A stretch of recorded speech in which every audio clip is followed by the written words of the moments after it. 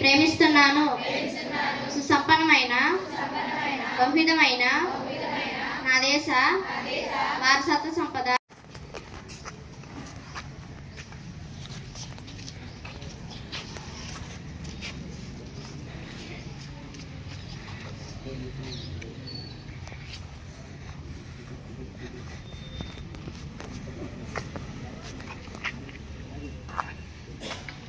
नहीं करने के लिए समय चालू करना डिलीट।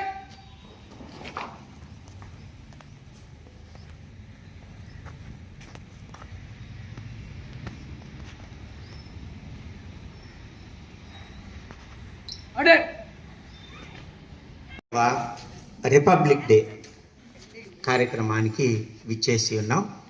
చక్కగా ఫ్లాగ్ హాయిస్టింగ్లో మనందరం పాల్గొని ఉన్నాం. సంతోషం. మన దేశం పట్ల మనకున్న నిబద్ధతకి, గౌరవానికి, జాతీయ సమైక్యతకు మనందరం ఒకటి అని చాటి చెప్పేదానికి ఈ జెండా పండుగ అన్నిటికంటే విలువైనది. మనల్ని మనం గౌరవించుకోవటం, మన దేశ సమగ్రతను గౌరవించుకోవటం, మనకు రాజ్యాంగాన్ని మనం గౌరవించుకోవడం, తెలుసుకోవడం, అది అన్నిటికంటే విలువైనది. దాంతోనే క్రమశిక్షణ మనకి స్టార్ట్ అయింది. ఈ కార్యక్రమానికి మరి విచ్చేసిన గౌరవనీయులు మరి విద్యా కమిటీ చైర్మన్ గారికి, కిరణ్ గారికి మనం సాదరంగా స్వాగతం చెప్తూ ఈనాటి ఈ కార్యక్రమంలో కొన్ని మాటలు మాట్లాడవలసిందిగా మన సోషల్ మాస్టర్ గారు ప్రకాశ్రావు గారిని సాదరంగా ఆహ్వానిస్తూ ఉన్నాం.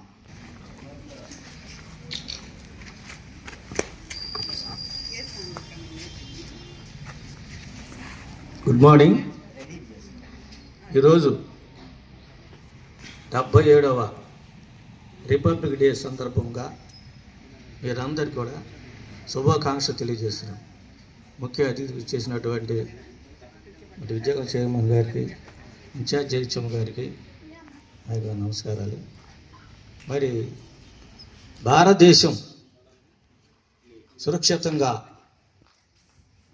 అభివృద్ధి దేశంగా పయనించాలి. మరి ఆ ఉద్దేశంతో మన భారత రాజ్యాంగాన్ని తయారు చేశారు. అంతకుముందు మన భారత స్వాతంత్ర్యం కోసం పాటుపడిన ఎందరో వ్యక్తులు, అందరికీ జోహార్లు అర్పిస్తాం. మరి వారు అందించిన ఫలితమే మన భారతదేశం. మరి మన భారతదేశాన్ని ఏ విధంగా పరిపాలించేసుకోవాలి?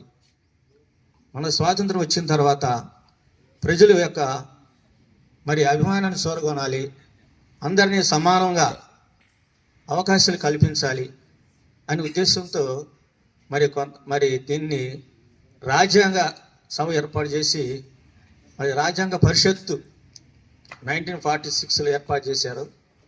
తర్వాత 1946 డిసెంబర్ 8వ తారీఖున సమావేశపరిచి దానికి రాజ్యాంగ పరిషత్ అధ్యక్షుడిగా, శాశ్వత అధ్యక్షుడిగా బాబు రాజేంద్ర ప్రసాద్ గారిని నియమించారు. తర్వాత రాజ్యాంగ రచనీ కమిటీ అధ్యక్షుడిగా బిఆర్ అంబేద్కర్ గారిని నియమించారు. మరి వీరందరూ రాజ్యాంగ నిపుణులందరూ, రాజ్యాంగ కూడా మరి వివిధ దేశాల్లో పర్యటించి వారి యొక్క రాజ్యాంగాన్ని పరిశీలన అధ్యయనం చేసి మన భారతదేశాన్ని రాజ్యాంగానికి పూనుకున్నారు. మన భారతదేశ సార్వభౌమత్వానికి, మరి సమానత్వానికి, లౌకిక రాజ్యాన్ని, ఇవన్నీ కూడా పదాలన్నీ కూడా చేసి అందరికీ న్యాయం జరిగే విధంగా రాజ్యాంగం సంకల్పించారు. రాజ్యాంగ రచన, ఈ రాజ్యాంగ రచన రాయడానికి 2 సంవత్సరాల 11 నెలల 18 రోజులు పట్టింది. దీన్ని 1946 నవంబర్ 26వ తారీఖున పార్లమెంట్ ఆమోదించి మరి భారతదేశం అమలు చేయడానికి 1950 జనవరి 26వ తారీఖున ఇది అమల్లోకి వచ్చింది.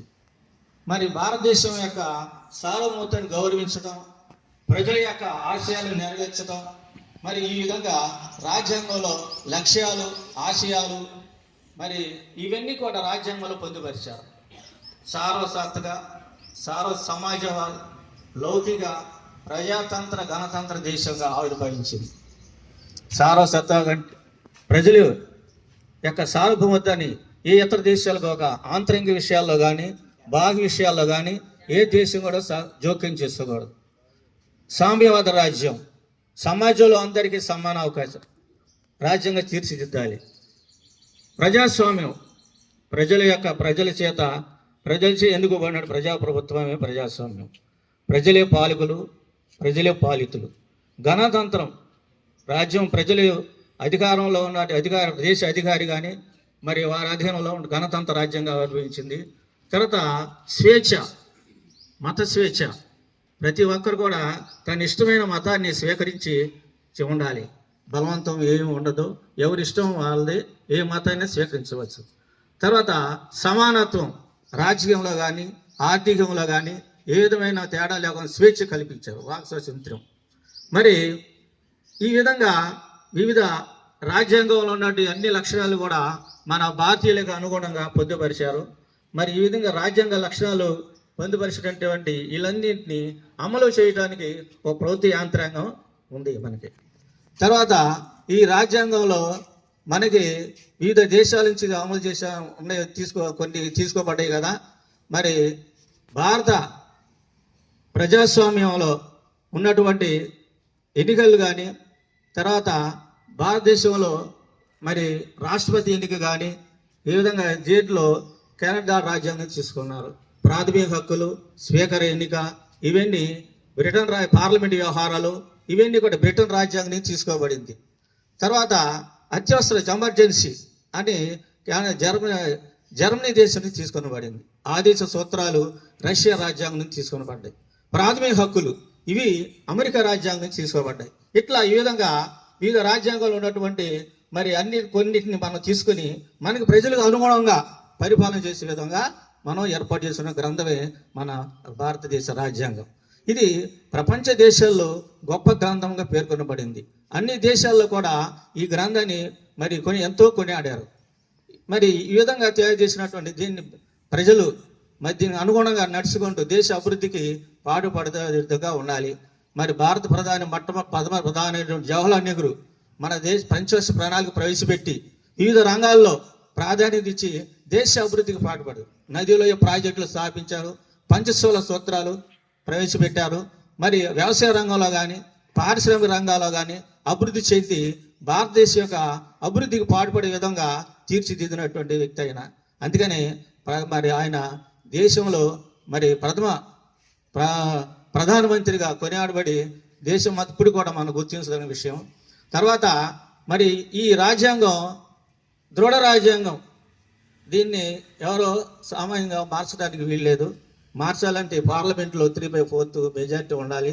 తర్వాత అదృఢ రాజ్యాంగం అంటే మార్చే విధంగా అనుకూలంగా ఉండే విధానం మరి అదృఢ రాజ్యాంగం అంటారు. పార్లమెంటు ప్రభుత్వం అంటే మరి ప్రజలే పాలకులు కాబట్టి రాష్ట్రపతి మాత్రం నామమాత్ర అధికారాలు ఉంటాయి, కానీ అసలు అధికారాలు మాత్రం మంత్రి మండలికి ఉంటుందన్నమాట. మరి ప్రాథమిక విధులు మనకు రాజ్యాంగం ఫండమెంటల్ రైట్స్ ఉన్నాయి 7. సమానత్వ హక్కు అని, స్వేచ్ఛ మత స్వాతంత్ర హక్కు అని, పాప పరిహార హక్కు అని, విద్యా విషయ హక్కు అని, తర్వాత ఇవన్నీ కూడా 7 మనం ఉండే. తర్వాత ఆస్తి హక్కు మాత్రం మన ప్రాథమిక హక్కులు తీసేశారు. 1976లో ఈ ప్రాథమిక హక్కులోంచి ఆస్తి హక్కుని తీసేశారు. తర్వాత మరి భారతదేశం యొక్క ఔన్నత్యం కోసం మరి వివిధ రంగాల్లో ఉన్నటువంటి వాళ్ళందరికీ మరి సమాన అవకాశాలు కల్పించి ఆర్థికంగా సమాజంలో అందరికీ లౌకిక సామ్రాజ్యం మత ప్రమేయం రాజ్యం కాబట్టి మనది లౌకిక రాజ్యం. ఏ రాజ్యం కూడా మతం అనేది ఉండదు, అన్ని మతాలు సమానమే గౌరవించినటువంటి మరి ఈ విధంగా ఉన్నటువంటి రాజ్యాంగం మన భారత రాజ్యాంగం ఉంది. మరి ప్రాథమిక విధులు అనేటువంటి ప్రజల యొక్క విధులు బట్టి దాంట్లో పొందుపరచబడి ఉంది. ఇది కూడా రాజ్యాంగంలోనే కల్పించబడింది. దీన్ని అవమానపరచకూడదు, ఏమి నిర్లక్ష్యం చేయకూడదు, అందరూ కూడా అవకాశాలు కల్పించాలి. మరి ఈ ఉద్దేశంతో ప్రజలందరూ కూడా సౌఖ్యంగా ఉండాలనే ఉద్దేశంతో ఇవన్నీ మన భారత రాజ్యాంగంలో దేశ అభివృద్ధికి, దేశ ఆర్థికంగా సమానత్వం, అందరికీ సమాన అవకాశం కల్పించి భారత రాజ్యాంగంలో బిఆర్ అంబేద్కర్ మరి వెనుకబడిన వర్గాల వరకు ఎస్సీ ఎస్టీ వాళ్ళు రిజర్వేషన్ కల్పించారు. దాన్ని మార్చడానికి ఇప్పుడు ఏ విధంగా లేదు కాబట్టి అందరూ కూడా సమానంగా అవకాశం ఉద్యోగ విషయాలు కానీ మరి ఏ విధంగా అన్ని రంగాల్లో సమాన అవకాశం కల్పించాలనే ఉద్దేశంతో మరి అంబేద్కర్ మరి రాజ్యాంగంలో రిజర్వేషన్ కల్పించారు. ఈ విధంగా దేశ ఉన్నతికి మరి అందరూ కూడా కృషి చేసి మీరు భావి పౌరులు కాబట్టి మీరందరూ కూడా పెద్ద అయిన తర్వాత వివిధ రంగాల్లో స్థిరపడతారు. కాబట్టి మరి రాజ్యాంగ అనుగుణంగా లోబడి నడుచుకోవాలి. ప్రజలందరూ కూడా ప్రభుత్వానికి తర్వాత రాజ్యాంగం లోబడి పరిపాలన చేయాలి. కార్యనిర్వాహక వర్గం మరి ఈ రాజ్యాంగాన్ని సంరక్షించడానికి సుప్రీంకోర్టులు ఉన్నాయి. మనం ఏ విధమైన హక్కు కానీ భంగపరిచినట్లయితే మనం సుప్రీంకోర్టు ద్వారా న్యాయం చేకూర్చుకోవచ్చు. ఇటువంటి అన్నీ కూడా ప్రజలకు ఏం నష్టం కలగకుండా మరి దేశ భవిష్యత్తు కోసం ప్రజలందరూ ఏకంగా కృషి చేయాలని చెప్పేసి మరి ఈరోజు సందర్భంగా 77 మరి గణతంత్ర దినోత్సవ సందర్భంగా మీకు అందరికి మరోసారి శుభాకాంక్షలు తెలుపుతూ ఈ అవకాశం ఇచ్చినటువంటి ఇన్ఛార్జ్ హెచ్ఎం గారికి నమస్కారం తెలుసు సెలవు తీసుకున్నారు. జై హింద్. మన జన్మభూమి బంగారు భూమి, పాడి పంటలతో పసిడి రాసులతో కలకలలాడే జనని మన జన్మభూమి. మన జన్మభూమి బంగారు భూమి, పాడి పంటలతో పసిడి రాసులతో కలకలలాడే జనని మన జన్మభూమి. మన జన్మభూమి. నాగలికి నమస్కరించి పారలతో ప్రణమిల్లి గుండె గుప్పెట పట్టి గుప్పెడు ప్రాణం చల్లితే గంగ యమున గోదావరి కృష్ణల పాల నురుగులై ప్రవహించే ముప్ప తెప్పలుగా పురులు పర్లగా ప్రాణ పంటగా ప్రసవించే జనని మమతల మాగాని మన జనని. మన జన్మభూమి బంగారు భూమి, పాడి పంటలతో పసిడి రాసులతో కలకలలాడే జనని మన జన్మభూమి. నల్లని రాముని అల్లరి కృష్ణుని పాదాలతో చల్లబడిన నల్లరేగడ భూమి. బోసు భగత్ సింగ్ బాబు నెహ్రూ త్యాగాలతో ఊపిరి పీల్చిన భూమి. అల్లూరి సీతారామరాజు రక్తంతో వీర రక్తంతో తడిసి తరించి రత్న గర్భగారాలకెక్కిన జనని, రతనాలు పండిన జనని.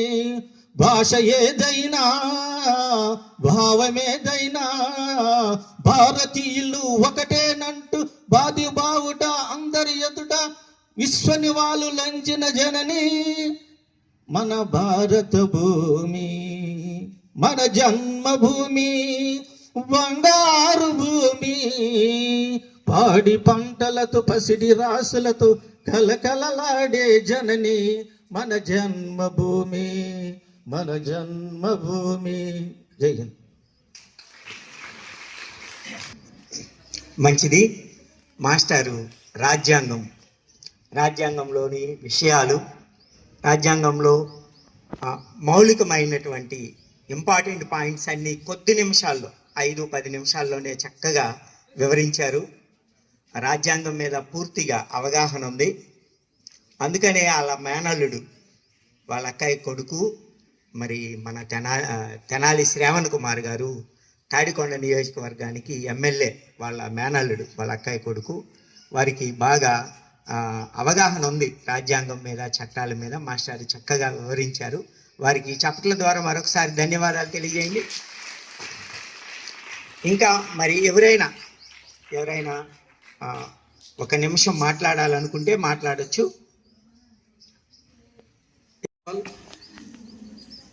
మీ అందరికీ హ్యాపీ రిపబ్లిక్ డే. ఈ ప్రోగ్రామ్ని ఇంత చక్కగా నడిపించినటువంటి మన హరినాథ్ గారికి, టీచర్స్కి, స్టాఫ్కి అందరికీ నా ధన్యవాదాలు. Thank you all.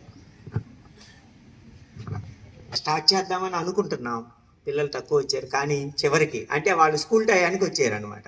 9 చక్కగా వచ్చారు. మంచిది. పిల్లలు రేపు యాన్యువల్ డే ఉంది. కొన్ని కార్యక్రమాలు, కల్చరల్ యాక్టివిటీస్ ఉన్నాయి. అయినప్పటికీ ఈరోజు కూడా కొన్ని లేకపోతే బాగోదు. మన దేశ ఐక్యతకు బాగోదు. దాన్ని ఉత్తేజం నింపేదానికోసం టీచర్ గారు పిల్లలకి కొన్ని కార్యక్రమాలు నేర్పించడం జరిగింది, నాగమణి టీచర్ గారు. దానిలో భాగంగా 6th క్లాస్ బాయ్స్ స్టాండప్ మేమే ఇండియన్స్ అనే ఒక చిన్న సాంగ్తో మన మధ్యకి రాబోతున్నారు. వారికి క్లాప్స్ కొడుతూ వారిని ఆహ్వానిద్దాం.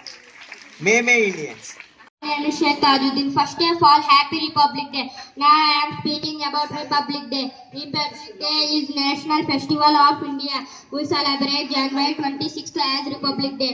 On 26th January 1950, India became a republic. Our constitution came into force on this day. The Constitution of India is the supreme law, and India it is the largest written constitution in the world. It gives us fundamental rights like freedom of speech, education, religion, and more. Every year, this day is celebrated with great pride and happiness all over the nation. A great program is organized at Delhi's Rajpath where the national anthem and various culture programs are followed by the hosting of the schools, college and other educational institutions celebrate this day with great pomp and show. Students also take part in the celebration. Republic Day inspires us to maintain the unity, equality and pride of our nation.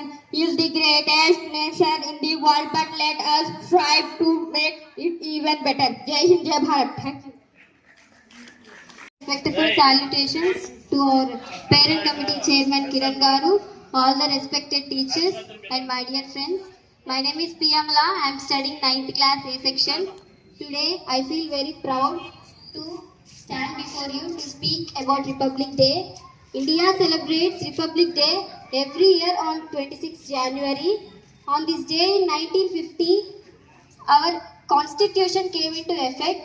Our constitution was written by drafting committee under the leadership of Dr. B.R. Ambedkar, who is known as the father of the Indian Constitution. Republic Day is a very important day for all Indians because it reminds us socialist, secular, sovereign, democratic and republic. It also gives us fundamental rights such as freedom of speech, equality and justice. At the same time, it teaches us our fundamental duties towards our country. We should remember that the sacrifices of great Indian freedom fighters like Mahatma Gandhi, Subhash Chandra Bose, Jawaharlal Nehru, Bhagat Singh and many others who fought for our freedom. Because of their sacrifices, we all live in free and independent country today. As students and future citizens of India, it is our responsibility to respect our constitution, follow the rules, help others and work hard for the development of our nation. We should always keep our surroundings clean, respect our elders and love our country. Jai Hind.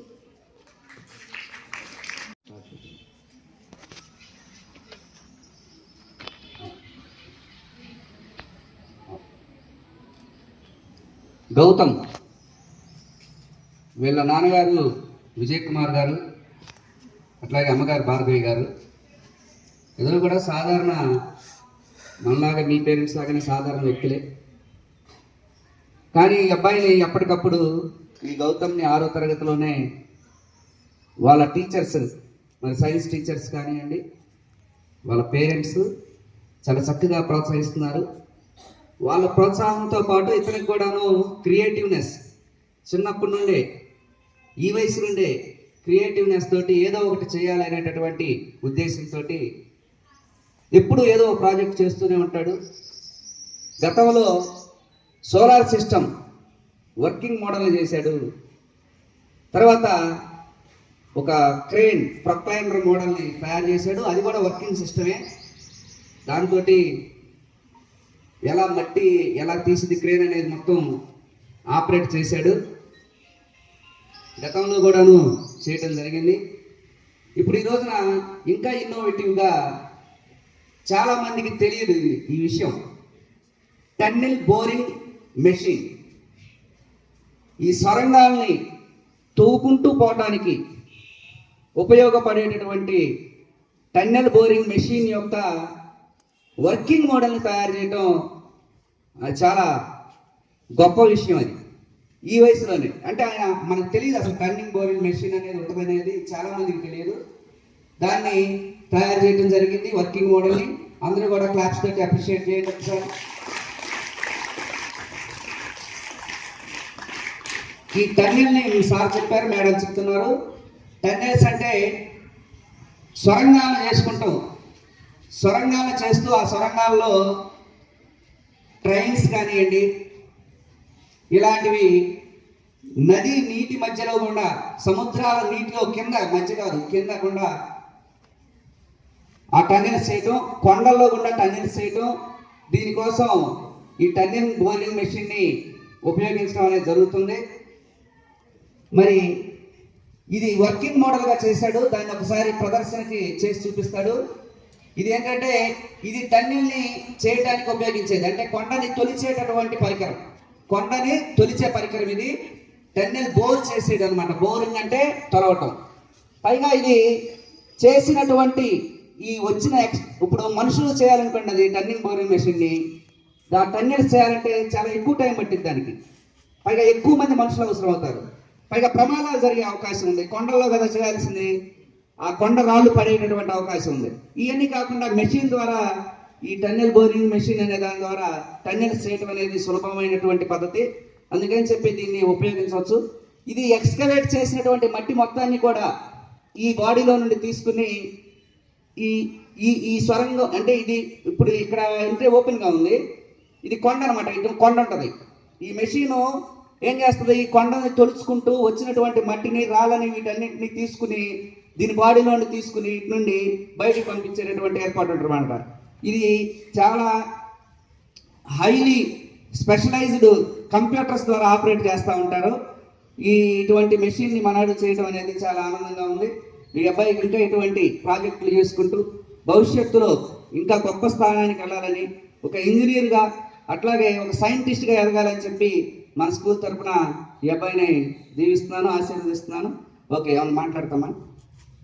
ఎలా చేసి యూట్యూబ్లో చూసే చేశాను.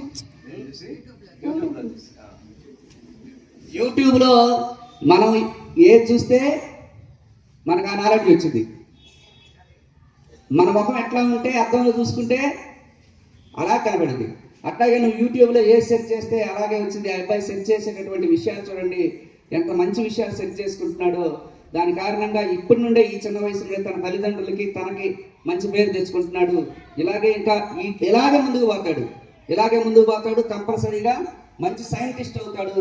అది 100% జరుగుతుంది కూడా. నేటి బాలుడే రేపటి పౌరులు. దీని యొక్క వ్యాసార్థం ఎన్ని అడుగులు ఉంటుందో తెలుసమ్మా? 20 అడుగులు ఉంటుంది. 20 అడుగులు. మరి మనకి సాగర్లో నీళ్ళు ఎక్కువైతే ఏమవుతాయి? సముద్రంలో కలిసిపోతున్నాయి కదా. అందువల్ల ఇప్పుడు సాగర్లో వెనపక్కన ఉన్న కొండలకి ఒక టన్నెల్ పెట్టారు, వెలుగొండ ప్రాజెక్ట్ అనేది. దీని ద్వారా ఏంటంటే ఆ నీళ్లు, ఎక్స్ట్రా నీళ్లు వృధా కాకుండా వెలుగొండ ప్రాజెక్ట్ ద్వారా ఖమ్మం చెరువు, రకరకాల చెరువులు నిండి వాళ్ళకి 20 సంవత్సరాల దాకా కూడా నీటి సమస్య లేకుండా కూడా ఉండే ఏర్పాటుని ఇలాంటి టన్నెల్ ద్వారా, ప్రాజెక్ట్ ద్వారా చేయడం జరుగుతుంది. మొన్న ఈ మధ్య 5 సంవత్సరాలు ఆపేశారు. మళ్ళీ కొత్తగా మొదలు పెట్టబోయేసరికి ఒకసారిగా పైనుంచి కొండలో నుంచి ఇదైపోయి దాదాపు 20 మంది చనిపోయారు. పెద్ద ఇది 20 అడుగులు, 15-20 అడుగు 10 కిలోమీటర్ దూరంలో ఉంటుంది. కరెక్ట్గా చెప్పలేదు, 15 కిలోమీటర్ల నుంచి 20 కిలోమీటర్ల దాకా టన్నల్ చేసుకుంటూ వెళ్తే దాని ద్వారా మన ఆంధ్రప్రదేశ్ సస్యశ్యామలం అవుతుందని చెప్పి వెలుగొండ ప్రాజెక్టు తయారు చేస్తున్నారు. దాంట్లో వాడబడే పరికరమే ఈ టన్నల్ బోర్ మిషన్ అన్నమాట. 20 అడుగులు వ్యాసార్థం. ఇది చాలా పెద్దది. ఓకేనమ్మా, ఇటువంటి ఐడియా వచ్చినటువంటి అబ్బాయికి మనస్ఫూర్తిగా ఆస్వాదిస్తాం. ఇది వర్కింగ్ మోడల్ పెట్టాడు, చాలా విషయం ఇది జరుగుతుంది. మన నుంచే రావాలి. రేపు పోలీస్ ఆఫీసర్లు అయినా, డాక్టర్లు అయినా, యాక్టర్లు అయినా, ఏదైనా మన వాళ్ళే.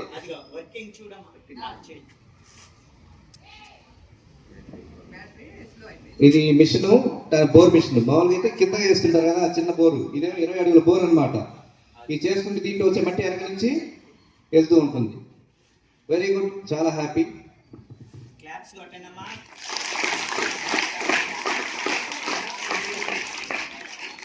రిపబ్లిక్ డే రోజు ఎర్రకోట దగ్గర చేసేటటువంటి ప్రదర్శనలో ఒక్కొక్క రాష్ట్రం నుండి ఒక్కొక్క శకటాన్ని ప్రదర్శిస్తూ ఉంటారు. అట్లాగే 6వ తరగతి నుండి మన గౌతమ్ ఈ టన్నెల్ బోరింగ్ మెషిన్ అనేటటువంటి శకటాన్ని ఇప్పుడు ప్రదర్శించినట్టుగా నాకైతే అనిపిస్తుంది. నెక్స్ట్ ఇయర్ నుండి ఈ ఈవెంట్ని మనం ఉపయోగించుకుందాం. ఈ రిపబ్లిక్ డే నాడు ఈ వర్కింగ్ మోడల్స్ ఎలా ఉండాలి, వర్కింగ్ మోడల్స్ ఏదో చార్ట్ల మీద బొమ్మేసుకురావటం అలా కాకుండా వర్కింగ్ మోడల్ మీరు మీ యొక్క క్రియేటివిటీతో చేసి తీసుకొస్తే దాన్ని కూడా ప్రదర్శనకు పెడతాం. ఈ సందర్భంగా ఇన్ఛార్జ్ హెచ్ఎం గారు ఈయనని కూడా ఒక ప్రైజ్ ఇవ్వాల్సిందిగా, మొన్న కూడాను ఇతనికి అవార్డు ప్రైజ్ లాంటిది ఏమి మనం అందజేయలేకపోయాం. ఈసారి కంపల్సరీగా ఈ సందర్భంగా రిపబ్లిక్ డే సందర్భంగా ఏదైనా ఓకే ఓకే ఓకే మేడం ప్రకటిస్తారు. ఇప్పుడే ప్రకటించి ఇప్పుడే ఇస్తున్నాను. ఒక 500 రూపాయలు ఈ అబ్బాయికి.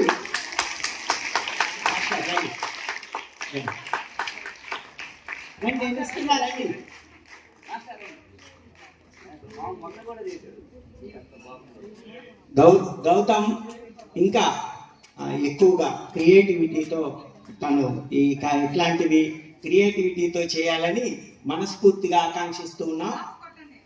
క్లాప్స్ కొట్టడమా?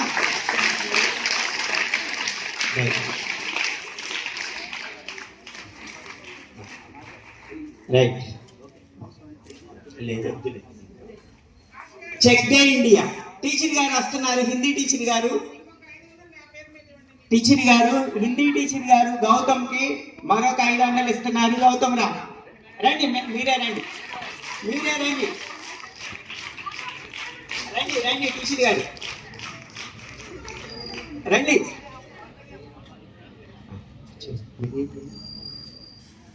గౌతమ్కి హిందీ టీచర్ గారు జ్యోతిరావు గారు ఒక 500 మరి బహుమతి ఇస్తున్నారు. తను వస్తువులు కొనుక్కోవడానికి అవి ఉపయోగపడతాయని, అంటే ఏం లేదు, తనకి ప్రోత్సహించడం కోసం ఇస్తున్నారు. వెరీ గుడ్ అమ్మా, ఇంకా మంచి చేసుకో. ఓకే, క్రియేటివిటీతో. 7వ తరగతి బాయ్స్